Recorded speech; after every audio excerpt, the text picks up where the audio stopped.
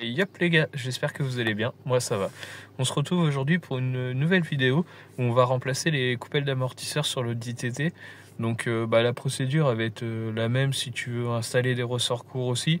Moi c'est pas le cas mais ça fait d'une pierre deux coups.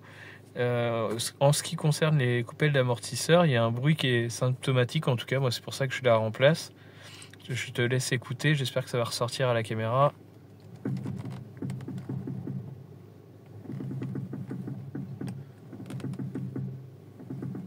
T'entends le claquement là?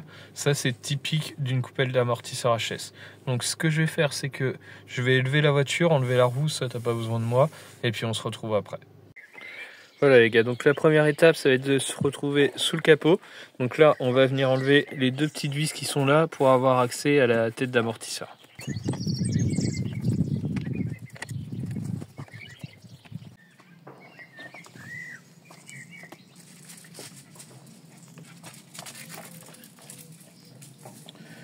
Donc là tu vois qu'en soulevant le petit truc en plastique tu as accès à ton amortisseur, donc avec la tête d'amortisseur qui est ici. Donc là tu vois que la vis est bien rouillée, donc c'est important de le faire pendant que l'amortisseur est encore fixé à la voiture, et en bas aussi parce que sinon après il tourne et c'est quasi impossible à enlever sorti de la voiture quoi. Faut le maintenir avec un étau mais c'est quand même relativement compliqué.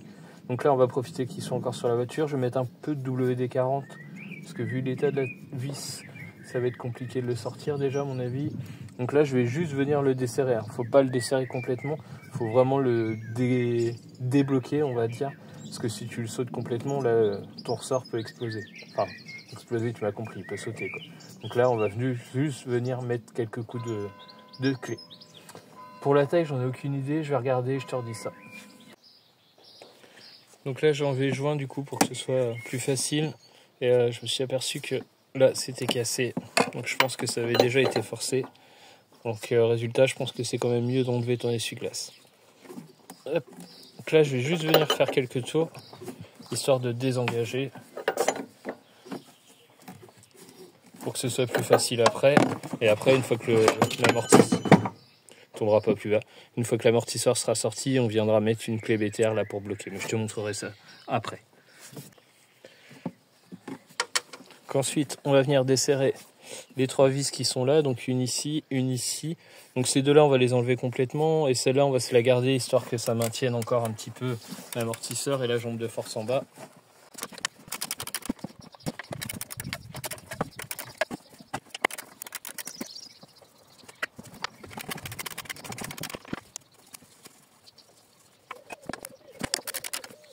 Voilà, une fois que c'est fait, on va pouvoir passer en bas de la voiture. Donc une fois qu'on est arrivé ici, le but ça va être de désolidariser l'amortisseur de la jambe de force qui est ici. Donc pour enlever l'amortisseur, il va falloir qu'on commence par déconnecter la biellette de barre stable. Donc soit en haut, soit en bas comme tu veux. Je pense que c'est plus simple si tu la dégages en haut. Enlever le gros écrou qu'il y a là. De l'autre côté, tu feras attention.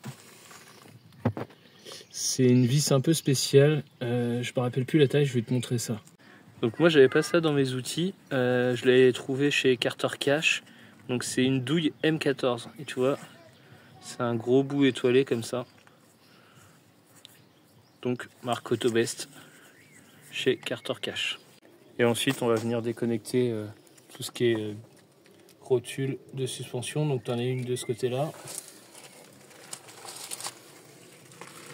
Et t'en as une de ce côté là.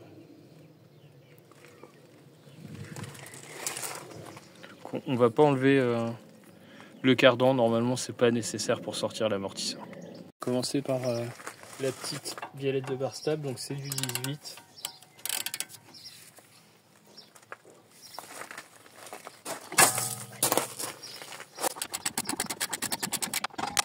Donc là il va te falloir un petit BTR en taille 30 pour venir bloquer la vis, sinon tu tournes dans le vide. Moi je peux pas passer ma petite péteuse. Donc tu vois, tu maintiens la vis et tu tournes l'écrou. Du coup c'est un peu chiant. On va ensuite s'attaquer à la vis qui est là. Donc comme tu peux le voir ici, là tu vois qu'il y a une clé, hein, c'est pour maintenir l'écrou qui est derrière. Donc l'écrou c'est du 18 et là la vis c'est la fameuse M14.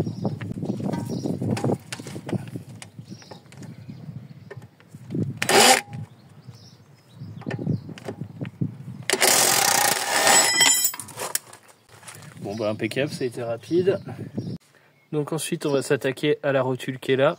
Donc là c'est du 18 je crois aussi. Ah non. Plus gros que ça. C'est encore du 21.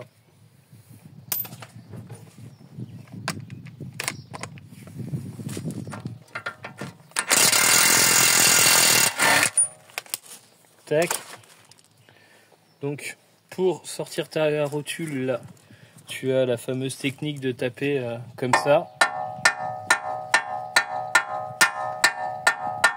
Et par résonance, c'est censé faire sauter la rotule. Je t'avoue que moi, chaque fois que j'ai essayé, j'ai jamais réussi à faire sortir une rotule comme ça. Alors je sais pas si je tape pas au bon endroit ou quoi, mais résultat est que je n'y arrive pas. Donc pour extraire la rotule, je vais utiliser un petit arrache-rotule comme ça. Moi, je l'ai un petit peu customisé, tu vois, j'ai agrandi le mort là, parce que sinon ça rentrait pas dans la rotule. Hop, on vient se mettre en place. Donc là, tu vois, la patte en dessous, elle vient appuyer sur ta vis. Et après, on va tout simplement serrer ici.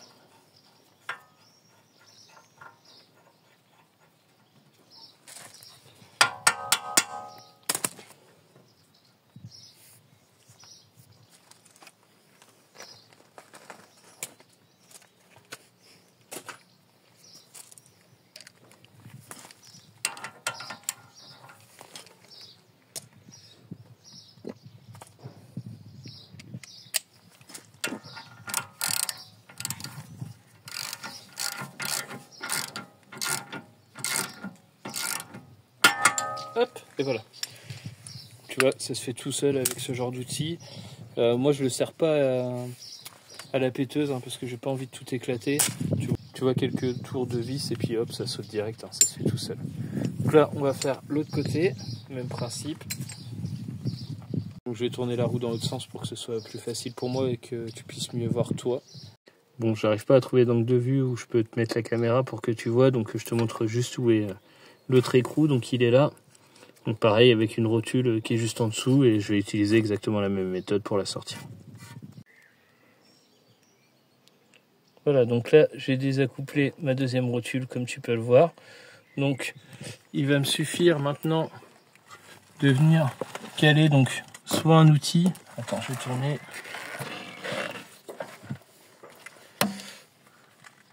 Soit tu as un outil qui est fait exprès, tu vois, pour écarter là entre les deux.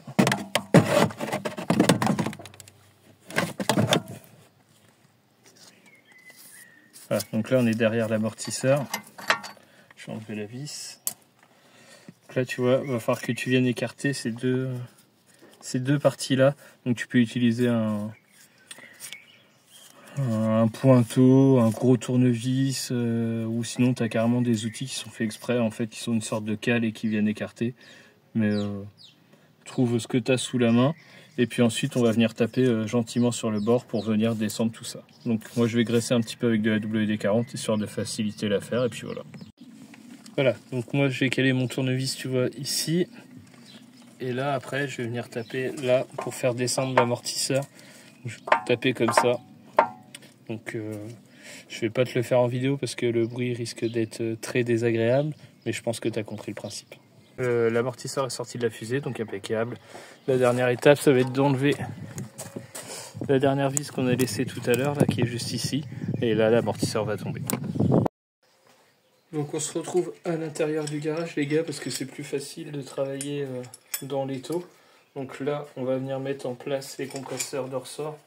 Donc hyper important, on ne démonte jamais un amortisseur si tu n'en as pas investi. Franchement, je sais plus combien ça va coûter, mais c'est vraiment rien. Et je pense que vous avez tous vu déjà des vidéos où ça tournait mal avec ce genre de truc. Les gars, ils dévissent sa tête d'amortisseur sans comprimer les ressorts. Ça peut être dramatique. Bon, la légende dit que tu peux être tué. Je sais pas si c'est vrai, honnêtement. J'ai pas envie d'essayer. Je vais pas te mentir. Donc, on va prendre ses précautions et utiliser les outils. Pareil, en sauce à viande d'Autodoc, je te dis, je me rappelle plus combien je l'ai payé, mais c'était moins de 50 € sûr. je dirais entre 20 et 30 balles, quoi. Donc si comme moi tu bricoles souvent, l'investissement en vaut la chandelle. Donc 16 vis comme ça.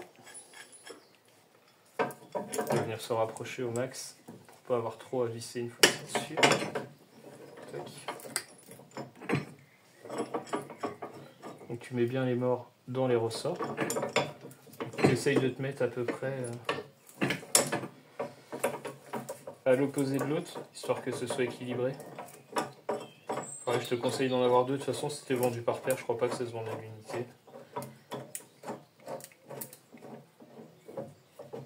Encore une fois, c'est pas du très gros outillage, mais ça fait le taf. Hein. C'est pas un compresseur de ressort de garage, évidemment. Mais si comme moi, tu es amateur, ça suffit amplement. Ensuite, je vais venir tirer comme ça, tu vois. Enfin, visser, pardon.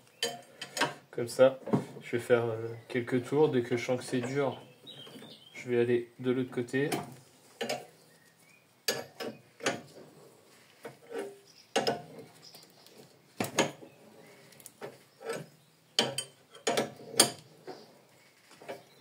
Voilà, histoire de garder la même tension à gauche et à droite. Une fois que le ressort est comprimé, je te reprends. Comme un con, je m'en sers tellement souvent que j'avais oublié qu'on pouvait mettre un... Tu vois, tu peux mettre ta péteuse directement au cul de la vis. Là, tu as une empreinte d'un demi. Ça va beaucoup plus vite comme ça, du coup. Voilà, donc on se retrouve ici. Donc, je te disais tout à l'heure, tu vois, quand on était sur l'auto, de déverrouiller la clé, parce que bah, maintenant, tu vas voir qu'une fois que tes ressorts sont comprimés, ça sort tout seul. Tu maintiens ta tête d'amortisseur, et voilà, tu dévisses. Je vais aller chercher un cliquet, ce sera mieux.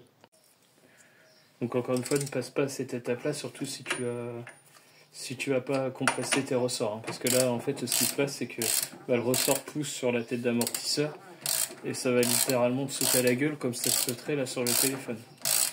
Donc quand tu arrives sur la fin, tu t'assures que le haut de ressort ne soit pas en contact avec ta tête d'amortisseur, parce que sinon ça veut dire qu'elle continue de pousser et là il y a danger. Moi c'est pas le cas, là ça touche plus du tout. C'est prudent quand même hein, quand tu arrives sur la fin, là tu vois je sais que je suis sur la fin, il n'y a plus du tout de résistance.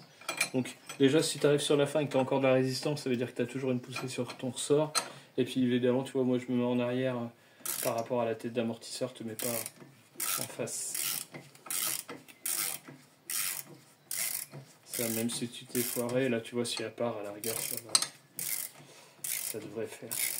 De toute façon on peut pas partir fort parce qu'elle est compressée. Hop. Tac. Et voilà, on peut sortir notre tête d'amortisseur.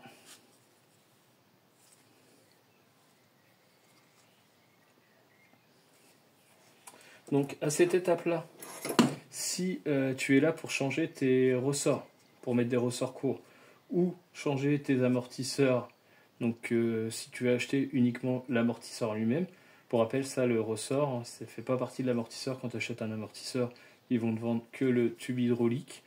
Donc là, tu vas venir décomprimer, dans les deux cas, que ce soit ressort ou amortisseur. Tu décomprimes ton ressort, tu viens installer ton nouveau ressort si tu veux mettre des ressorts courts.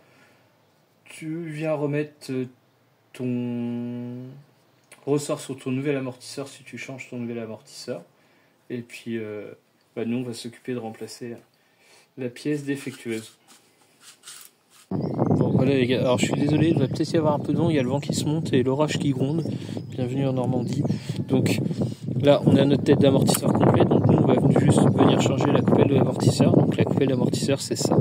C'est là où tu as le roulement, en fait, et c'est ça qu'on entend couiner, je pense, sur la TT. En tout cas, j'espère. Donc pour remplacer, il va falloir faire sauter ça. Je pense que c'est juste rentrer à fort.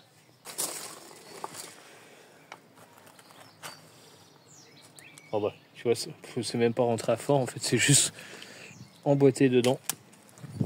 Donc tu vois, après la coupelle en elle-même, t'as peu de chance. Enfin, la tête d'amortisseur, pardon, t'as peu de chance qu'elle s'abîme.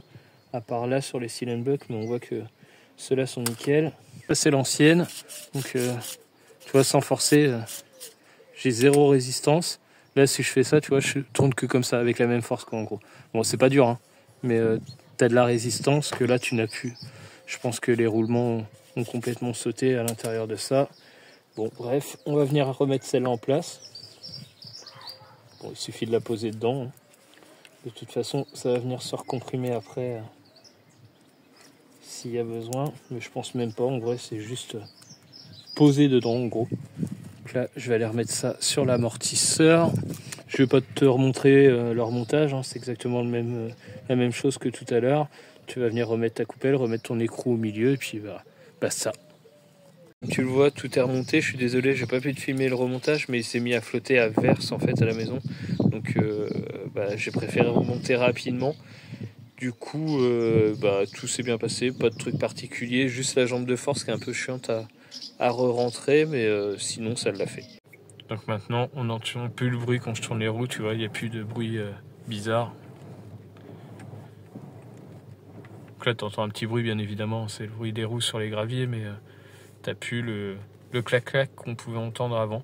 Donc problème résolu. Voilà les gars, j'espère que la vidéo vous a plu. Si c'est le cas, n'hésitez pas à lâcher un petit like, un petit commentaire, ça fait toujours plaisir. À t'abonner, c'est le plus important. Et je te dis à bientôt pour une prochaine vidéo. Ciao!